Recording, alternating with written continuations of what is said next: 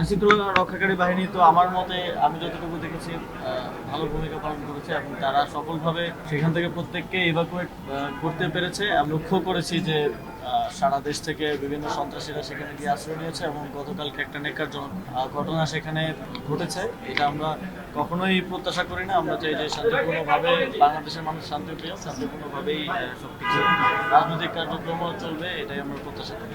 আইনশৃঙ্খলা রক্ষাকারী বাহিনী তো আমার মতে আমি যতটুকু দেখেছি ভালো ভূমিকা পালন করেছে এবং তারা সফলভাবে সেখান থেকে প্রত্যেককে ইভাকুয়েট করতে পেরেছে এবং আশা করছি আমাদের স্বরাষ্ট্র মন্ত্রণালয়ের লিডারশিপে যারা এই ঘটনাগুলো ঘটিয়েছে, অস্ত্রশস্ত্র হামলা করতে তারা গ্রেফতার হবে। আমি তো সবসময় সন্ত্রাসী সংগঠন বা নিষিদ্ধ সংগঠন হিসেবেই বলে থাকি।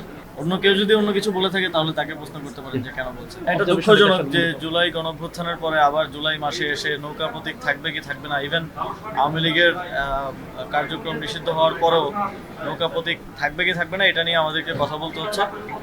উইথ অল ডিউ রেসপেক্ট, যেহেতু আমাদের ইলেকশন কমিশন সাংবিধানিক প্রতিষ্ঠান এবং আমি সরকারের একটা অংশ হিসেবে না, আমি বাংলাদেশের একজন নাগরিক হিসেবে এবং জুলাইয়ে যারা জীবন দিয়েছে, যাদেরকে হত্যা করা হয়েছে, তাদের জায়গা থেকেও এটা অত্যন্ত অবিবেচনা প্রসূত আমি মনে করি।